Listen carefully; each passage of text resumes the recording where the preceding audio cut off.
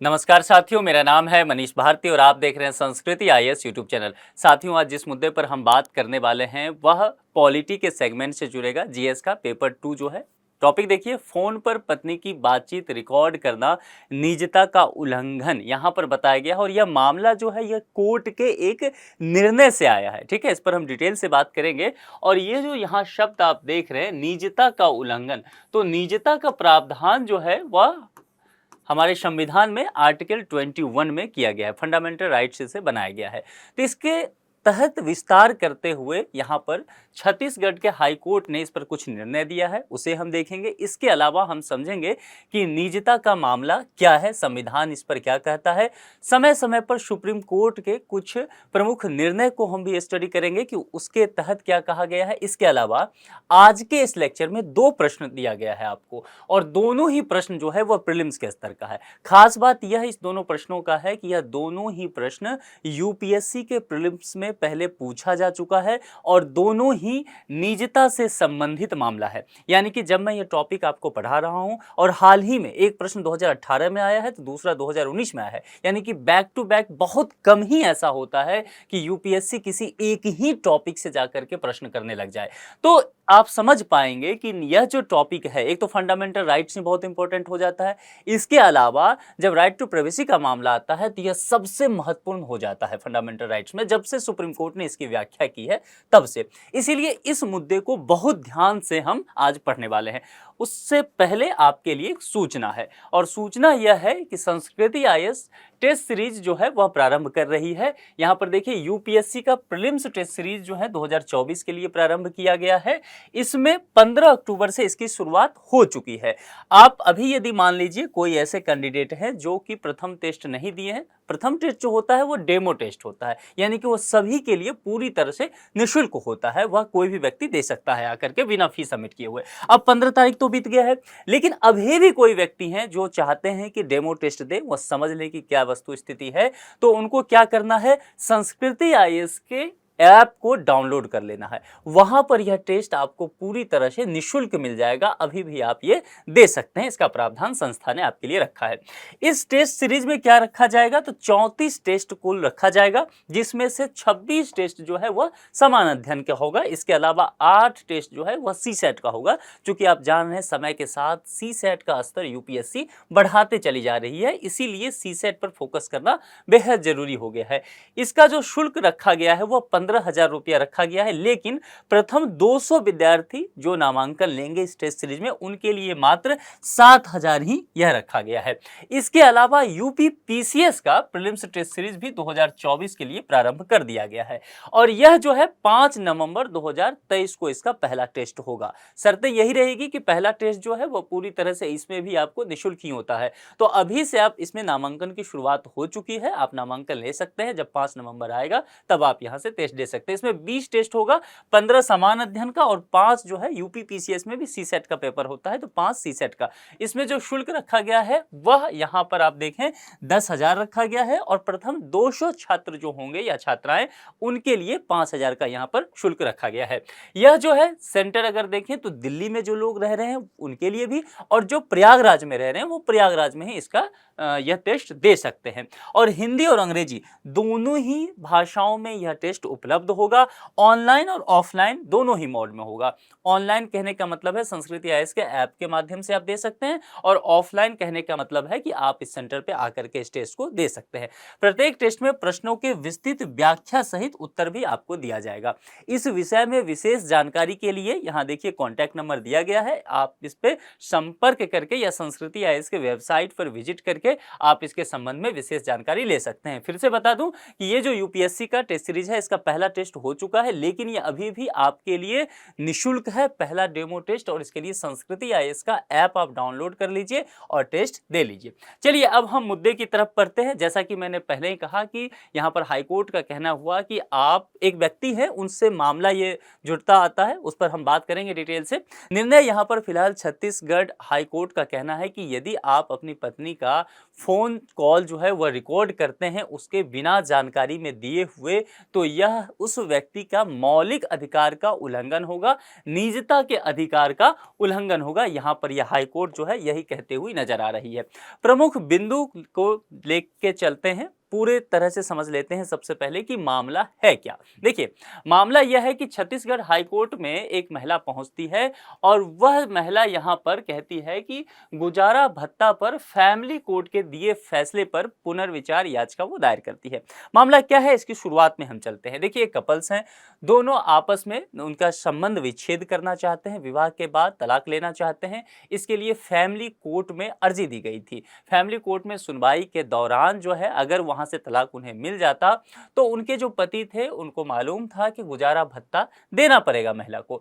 इसीलिए इनसे बचने के लिए उसने क्या किया कि जब जब भी फोन पर बातें होती थी उनकी पत्नी से उनकी, तो उन्होंने बिना बताए हुए फोन रिकॉर्ड करना शुरू कर दिया, ताकि इन मामलों को वो सबूत के तौर पर फैमिली कोर्ट के समक्ष प्रस्तुत कर सके और यह बता सके कि जो मेरी पत्नी थी, या मतलब जिनसे वो तलाक लेना चाहते हैं, थी या फिलहाल अभी है भी, अगर पूरी तरह से तलाक नहीं मिला है तो कहने का तात्पर्य है कि जो ये महिला है उनके चरित्र पर प्रश्न खड़ा करना एक वह चाह रहा था इस माध्यम से, कि ताकि गुजारा भत्ता देने से वह बच सके। तो पूरा मसला यही था। फैमिली कोर्ट में उसके पति ने यह इजाजत मांगा कि जो ये रिकॉर्डिंग वाला मामला है, उसके पास बातचीत का जो रिकॉर्डिंग है, इसके आधार पर वह अपनी पत्नी से सवाल जवाब करना चाहता था, जिसके लिए फैमिली कोर्ट ने इजाजत भी दे दिया था। अब इसी बात को लेकर के वहां जो महिला की वकील है वह पहुंच जाते हैं आपको हाई कोर्ट में, छत्तीसगढ़ के हाई कोर्ट में, और वहां कहते हैं कि यह मामला जो है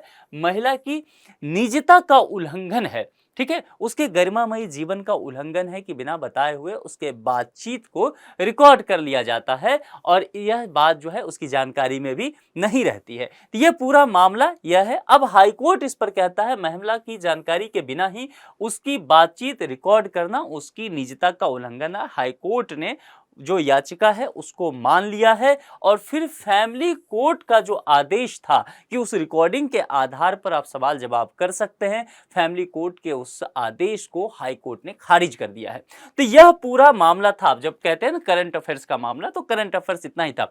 हाँ, यहां से एक प्रश्न अब जरूर उभर करके सामने आएगा कि अगर मान लीजिए उस महिला का फोन कॉल रिकॉर्ड किया गया तो उसको निजता का अधिकार मानते हुए हाई कोर्ट ने खारिज कर दिया फैमिली कोर्ट के आदेश को, तो क्या यहां से आगे विस्तार नहीं होगा अलग अलग वजहों से? जैसे कि मान लीजिए कोई पत्रकार है और किन्हीं अधिकारी से या मंत्री से उसकी बातचीत हो रही है भ्रष्टाचार के मुद्दे पर, उसे बिना बताए हुए वह जर्नलिस्ट जो है उसकी आवाज रिकॉर्ड कर रहा हो, या स्ट्रिंग ऑपरेशन का जो मामला होता है जर्नलिस्ट करते रहते हैं, खोजी पत्रकारिता का यह एक जो है आप कह सकते हैं कि अच्छा उदाहरण है।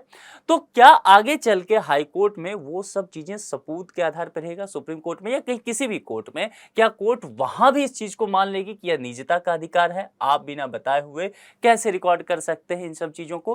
तो यह मामला जो है निश्चित तौर पर आगे अब बढ़ेगा, इस पर चर्चाएं जो है अब बहुत ज्यादा डिटेल से शुरू हो जाएंगी। चलिए, उससे पहले हम निजता के अधिकार को अब समझ लेते हैं, क्योंकि हमने करंट अफेयर्स देख लिया, मामला कितना है, यहां से हम अब बेसिक बातें लेकर के चलते हैं। सबसे पहले समझ लीजिए, निजता का अधिकार आज के तारीख में मौलिक अधिकार है। तो जी बिल्कुल, आज के तारीख में ये फंडामेंटल राइट्स है। पहली बात तो ये आप जान लीजिए। दूसरी बात जो है इससे संबंध में कि यह संविधान के किस भाग में वर्णित है, तो यह संविधान के भाग 3 में वर्णित है। संविधान का भाग 3 क्या कहता है? फंडामेंटल राइट से संबंधित है, नागरिकों के मौलिक अधिकार से संबंधित बातें वह करता है। अब निजता का अधिकार जो है भाग 3 में मौलिक अधिकार के तहत किस अनुच्छेद के अंतर्गत आता है? तो आर्टिकल 21 के अंतर्गत आता है। आर्टिकल 21 के अंतर्गत जो है सुप्रीम कोर्ट इसकी व्याख्या करती है, क्योंकि सुप्रीम कोर्ट को माना गया है कि संविधान की वह व्याख्या करता है, ठीक है, और नागरिकों के अधिकार का संरक्षक भी है। इसी बात को लेकर के आर्टिकल 21 को डिफाइंड किया गया, इसकी व्याख्या की गई और इसमें निजता के अधिकार को शामिल कर दिया गया, यह मानते हुए कि किसी भी व्यक्ति के गरिमामयी जीवन के लिए निजता का अधिकार बेहद आवश्यक है। तो यहाँ कुछ बातें थे, यह आपको क्लियर हो चुका है। अब आगे बढ़ते हैं। निजता का अधिकार भारतीय संविधान के अनुच्छेद 21 के तहत और क्या कहा गया है, इसे डिटेल से जीवन और व्यक्तिगत स्वतंत्रता का अधिकार, ठीक है, इसे जीवन और व्यक्तिगत स्वतंत्रता का एक अधिकार के रूप में माना गया है। चलिए आगे बढ़ते हैं। अनुच्छेद 21 के अनुसार जीवन शब्द में जीवन के वे सभी पहलू शामिल हैं जो मनुष्य के जीवन को सार्थक, दो तीन बातें हैं यहाँ पर समझ लीजिए। जैसे कि इसमें था कि जीवन और व्यक्तिगत स्वतंत्रता का अधिकार, तो यहाँ पर इस बात को डिफाइन किया गया है कि जीवन शब्द में क्या क्या बातें हैं तो उस मनुष्य के जीवन को सार्थक, पूर्ण और जीने लायक बनाते हैं। यदि मैं तीनों शब्द को एक साथ जोड़ करके निष्कर्ष के तहत एक शब्द कहूं तो व्यक्ति को उसके गरिमामयी जीवन जीने के लिए जो चीजें चाहिए उन सभी बातों का उल्लेख जो है निजता के अधिकार में निहित किया गया है, यह बातें की गई है। भारत इसके अलावा मैं अगर आपको कहूं और यूएन की बात करूं, संयुक्त राष्ट्र महासभा की बात करूं, तो यहां पर मानव अधिकारों की सार्वभौम घोषणा 1948 इसका एक हस्ताक्षरकर्ता राष्ट्र भी है। इसके अनुच्छेद 12 के तहत यह ध्यान रखना है, यह भारत के संविधान का अनुच्छेद नहीं है, यह यूएन महासभा का मानव अधिकारों की सार्वभौमिक घोषणा 1948 का अनुच्छेद 12 के तहत बातें कही गई है। और उसके तहत कहा गया है कि व्यक्तियों की गोपनीयता की सुरक्षा की जानी चाहिए, यानी कि निजता का ख्याल जो है वो सभी देश रखें। कौन सभी देश? जो कि इस मानव अधिकारों की सार्वभौमिक घोषणा जो 1948 के हस्ताक्षरकर्ता राष्ट्र हैं वह व्यक्तियों की गोपनीयता की सुरक्षा का भी ख्याल रखें। यह बातें कही गई है और भारत इसका एक सदस्य देश है, इसलिए भारत पर भी यह लागू होता है। अब एक बात यहां हमारे लिए समझना यह आवश्यक है कि निजता के अधिकार से संबंधित सुप्रीम कोर्ट में कब कब मामला गया है, क्या कोई प्रमुख केस है, उसकी भी हम स्टडी कर लेते हैं। सबसे पहले ये केस है वह है खड़ग सिंह बनाम यूपी राज्य और अन्य, और यह 1962 में हुआ था। खड़ग सिंह दरअसल जो है एक आपराधिक प्रवृत्ति का व्यक्ति था, इसीलिए क्या होता था कि कई बार पुलिस इसके घर पे छापेमारी करती थी। बहुत पुख्ता सबूत पुलिस के पास नहीं उपलब्ध हुआ करता था, तो जाहिर सी बात है पुलिस को निगरानी इस पर रखना पड़ता था। ठीक है, इसके लिए पुलिस क्या करती थी, कई बार देर रात इसके घर पे छापे मार देती थी। इन सब चीजों से परेशान होकर के खड़ग सिंह जो है पहुंच जाता है उत्तर प्रदेश पुलिस के खिलाफ सुप्रीम कोर्ट में, और खड़ग सिंह वहां पर जाके कहता है कि ये जो पुलिस है यह क्या करती है, हमारी गतिविधियों पर नजर रख रही है, रात में हमारे घर में बिना बताए हुए तलाशी वगैरह ले रही है और यह मेरे निजता के अधिकार का उल्लंघन है। सुप्रीम कोर्ट में यह तर्क देता है खड़ग सिंह। सुप्रीम कोर्ट उस समय 1962 में यह कहती है कि देखो निजता का जो अधिकार है ना वह मौलिक या संवैधानिक अधिकार नहीं है। ध्यान रखना है 1962 की बात की जा रही है। 1962 में चूंकि देखिए समय के साथ कानून भी परिपक्व होता है, समाज जिस तरह से परिपक्व होता है, जिस तरह से समाज परिपक्व होगा कानून की जरूरत महसूस होगी। तो 1962 में सुप्रीम कोर्ट ने कहा कि निजता का अधिकार जो है वो मौलिक अधिकार आपका नहीं है, ठीक है, या फिर संवैधानिक अधिकार नहीं है। पुलिस ऐसा कर सकती है और आपके आपराधिक प्रवृत्ति को देखते हुए यह किया जा सकता है, यह बात सुप्रीम कोर्ट ने कहा था।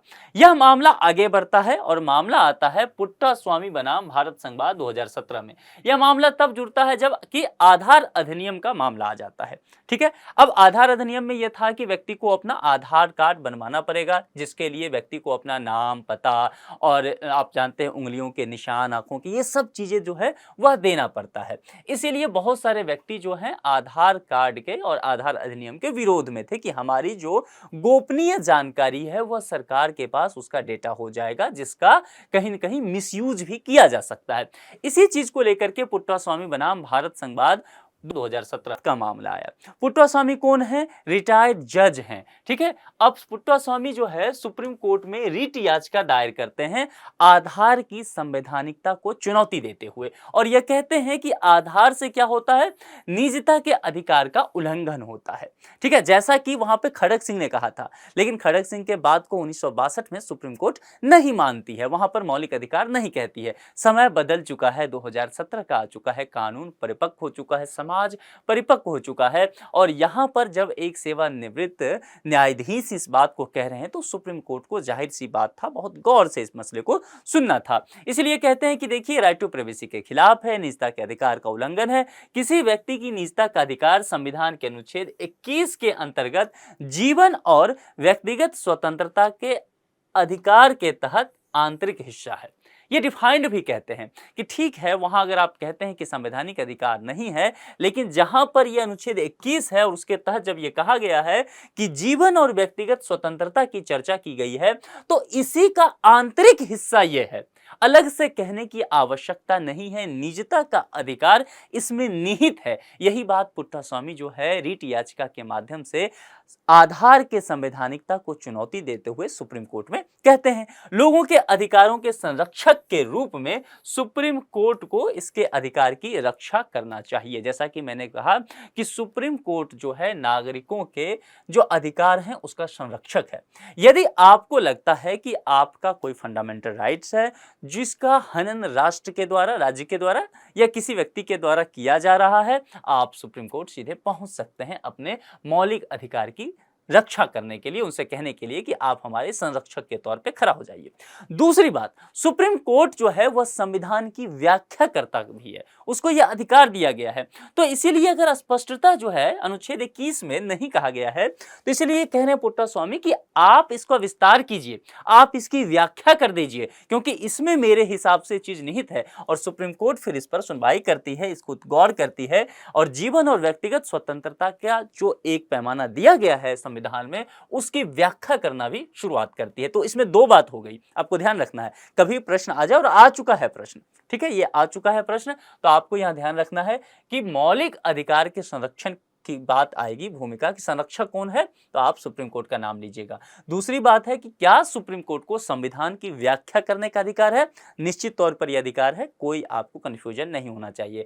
कई बार सुप्रीम कोर्ट के निर्णय ही बाकी कोर्ट के लिए, सभी हाई कोर्ट के लिए, बाकी जिला सत्र न्यायालय के लिए और बाकी सभी स्थितियों में, क्या उस तरह का कोई केस आता है, उस स्थिति में सुप्रीम कोर्ट का निर्णय ही अपने आप में एक कानून भी बन जाता है। तो इन सब चीजों को पूरी तरह से आपको क्लियर रहना है। तो यहां पर यही कहा गया है कि लोगों के अधिकार की रक्षा करने के लिए आप आगे आइए। सुप्रीम कोर्ट आगे आती है, इस पर सुनवाई चलता है और फिर सुप्रीम कोर्ट कहती है कि निजता का अधिकार एक मौलिक अधिकार है। यहां पर मामला 2017 में आ जाता है। जैसा कि मैंने कहा था खड़ग सिंह बनाम यूपी गवर्नमेंट और अन्य, उसमें क्या होता है 1962 में सुप्रीम कोर्ट स्पष्ट कहती है कि निजता का अधिकार, खड़ग सिंह साहब, आपका मौलिक अधिकार नहीं है, संवैधानिक अधिकार नहीं है, पुलिस ऐसा कर सकती है। लेकिन यहां पर पुट्टास्वामी बाद में सुप्रीम कोर्ट देखती है और आर्टिकल 21 को व्याख्या करते हुए कहती है कि जी हां, जीवन और व्यक्तिगत स्वतंत्रता के अंतर्गत ही निजता का अधिकार निहित है और इसीलिए यह मौलिक अधिकार है, यानी कि फंडामेंटल राइट्स है। गोपनीयता का अधिकार यहां से व्यक्ति को मिलता है। निजता मनुष्य के गर्ममयी अस्तित्व का अभिन्न अंग है। मैं जो काम कर रहा हूं, यदि मैं नहीं चाहता हूं कि कोई दूसरा व्यक्ति देखे, तो निश्चित तौर पर मेरे निजता का सम्मान किया जाना चाहिए, मेरे गोपनीयता का सम्मान करना चाहिए, क्योंकि दूसरा व्यक्ति अगर ताक झांक करता है तो संभव है मैं असहज हो सकता हूं और यह मेरे गर्ममयी जीवन के खिलाफ हो जाएगा। यही बात सुप्रीम कोर्ट यहां पर कहती हुई नजर आ रही है। संविधान में इसका जिक्र नहीं है। सुप्रीम कोर्ट यह कहती है कि जी हां, मैं मानता हूं कि संविधान में इसका जिक्र नहीं है, लेकिन निजता का अधिकार वह अधिकार है जिसे संविधान में लिखे जाने की आवश्यकता अलग से नहीं है, बल्कि इसको मान्यता दे दी गई है। जैसा कि मैंने आपको कहा कि यहां पर अनुच्छेद 21 के तहत जीवन और व्यक्तिगत स्वतंत्रता का यह आंतरिक हिस्सा है। यह सुप्रीम कोर्ट अब इस बात को मान रही है। तो यह पूरा मसला था, इन सब चीजों को हमने देख लिया। तो निजता का अधिकार को आप बहुत बेहतर ढंग से पढ़िए। मैं वैसे भी पहले भी बता चुका हूं कि पॉलिटी पढ़ते हुए मौलिक अधिकार को आप अच्छे से तैयार कर लीजिए। जितनी बार फंडामेंटल राइट्स आप पढ़ेंगे, उतनी बार कुछ ना कुछ नया आपको मिलने वाला है। तो फंडामेंटल राइट्स एक ऐसा टॉपिक हो जाता है जिसे आप कभी मान के मत चलिए कि आपका इस टॉपिक पर कमांड हो गया है। कभी कमांड नहीं होने वाला है। आप लगातार प्रश्नों का समाधान कीजिए, उससे कुछ ना कुछ नई बातें निकलते चली जाएगी। दूसरी बात, इस केस पे अब आपको ध्यान देने की जरूरत है। संभव है कि यह केस जो है, मामला आगे बढ़ सकता है। फैमिली कोर्ट के आदेश को छत्तीसगढ़ हाई कोर्ट ने खारिज कर दिया है। तो यह उसकी पत्नी का याचिका था। अब क्या उसका पति आगे बढ़ता है? क्या यह मामला सुप्रीम कोर्ट में होता है? जो भी हो, चूंकि निजता के अधिकार से संबंधित मामला हो गया है, इसलिए इस टॉपिक को आप अच्छे से पढ़िए और अच्छे से तैयार करके इस केस पे नजर भी रखिए। अब मैंने कहा था कि इस पे जो संभावित प्रश्न आज के हैं वह दो प्रश्न है, पहले ही मैंने कहा था। और आज का जो दोनों प्रश्न है वह यूपीएससी में पहले ही पूछा जा चुका है। पहला प्रश्न जो है वह 2018 में आया था। मैंने आपको पहले कहा था कि बैक टू बैक इस टॉपिक से से यूपीएससी ने प्रश्न पूछा है और ऐसा बहुत ही कम होता है, ना के बराबर होता है कि यूपीएससी एक ही टॉपिक से बैक टू बैक 2 साल में 2 प्रश्न कर ले, वो भी प्रीलिम्स के स्तर पर कम ही देखा जाता है। यहाँ पर प्रश्न देखिए, तो इसका जब आप जवाब देंगे आप क्या कीजिएगा, कमेंट बॉक्स में प्रश्न संख्या 1 का जवाब क्या होगा, यदि आपको लगता है प्रश्न 1 का जवाब ए है तो ए, 2 का जवाब बी है तो बी, ऐसे करके आप जवाब दीजिएगा कमेंट में, ठीक है। चलिए पहले प्रश्न को अब हम देखते हैं। निजता के अधिकार को जीवन एवं व्यक्तिगत स्वतंत्रता के अधिकारों के अंतर्भूत भाग के रूप में संरक्षित किया जाता है। यूपीएससी के शब्द पे ध्यान देना है, प्रीलिम्स का शब्द क्या है उसे यहां पर ध्यान से पढ़ना है। देखिए यहां तो हिंदी में लिखा हुआ है, यूपीएससी में क्या होगा, ठीक बगल में इंग्लिश भाषा में भी आपको प्रश्न लिखा रहेगा। तो जहां भी तनिक भी समस्या हो, बिल्कुल भी हिचकिचाना नहीं है, बिल्कुल भी लजाना शर्माना नहीं है, इंग्लिश वाला प्रश्न पढ़ लेना है, उससे आपको कुछ ना कुछ सहूलियत ही हो जाएगा। देखिए, निजता के अधिकार को जीवन एवं व्यक्तिगत स्वतंत्रता का अधिकार, यह अनुच्छेद 21 में लिखा गया है, ठीक है। जीवन एवं व्यक्तिगत स्वतंत्रता के अधिकार के अंतर्भूत भाग के रूप में संरक्षित किया जाता है, ठीक है। कहा गया ना, मैंने पहले बताया कि इसका यह आंतरिक हिस्सा है, अलग से लिखने की आवश्यकता नहीं है। सुप्रीम कोर्ट ने ऐसा व्याख्या कर दिया है कि इसमें यह निहित बात है, लिखने की आवश्यकता नहीं है, यह किया जा रहा है। भारत के संविधान में निम्नलिखित में से किससे उपर्युक्त कथन सही एवं समुचित ढंग से अर्थित होता है। जितनी बात आप जानते थे ना कि जीवन के व्यक्तिगत स्वतंत्रता के अधिकार के अंतर्भूत संरक्षित किया जाता है, इसने क्या किया, यूपीएससी ने ये सब लिख ही दिया है। यूपीएससी की यही खूबसूरती है, आप जितना पढ़ के जाएंगे वो प्रश्न में ही मिल जाएगा, उसके बाद आप इस पर चिंतन मनन कीजिए, फिर सृजन हो पाएगा प्रश्न का, ठीक है। तो यहां पर देखिए, अब यहां पर आपको 4 विकल्प दिया गया है। अनुच्छेद 14 एवं संविधान के 42वें संशोधन के अधीन उपबंध से, अनुच्छेद 17 एवं भाग 4 में दिए गए राज्य की नीति के निर्देशक तत्व से, अनुच्छेद 21 एवं भाग 3 में गारंटी की गई स्वतंत्रताएं, अनुच्छेद 24 एवं संविधान के 44वें संशोधन के अधीन उपबंध में। अब देखिए, मैंने जितना बताया था आपको, इस प्रश्न को अब आप देख लीजिए और मेरी व्याख्या जो मैंने आपको समझाया उसे देख लीजिए, आप पढ़ते हुए ही इसका जवाब दे पाएंगे। आपने अभी प्रश्न देखा नहीं था, इसलिए मैंने पहले प्रश्न बताया नहीं, आपको मैं पहले व्याख्या समझा देना चाहता था। किसी भी टॉपिक को आप इस तरह से पढ़ लीजिए, इतने तोड़ के पढ़ लीजिए कि उस टॉपिक से यदि प्रश्न आ जाए तो फिर आपके पास कोई समस्या नहीं बचे, कोई दुविधा ना बचे। इसका जवाब मुझे यकीन है कि आप ढूंढ पाएंगे। मैंने यह भी बताया कि किस अनुच्छेद में है, क्या बातें कही गई है, क्या निहित है, यह इसमें यूपीएससी ने प्रश्न में ही लिख दिया। और मैंने यह भी बताया है कि वह संविधान के किस भाग से ये बातें हैं, दोनों ही बातें, इसमें 2 बातें हैं तो दोनों ही बातें लिखी गई है। तो इसका जवाब एक देना है। अब दूसरा प्रश्न यह है, यह यूपीएससी ने क्या किया है, 2019 में पूछा है, यह भी प्रीलिम्स में पूछा गया था। भारत के संविधान का कौन सा अनुच्छेद, यहां अनुच्छेद पूछा गया है, अपनी पसंद के व्यक्ति से विवाह करने के किसी व्यक्ति के अधिकार को संरक्षित करना चाहता है।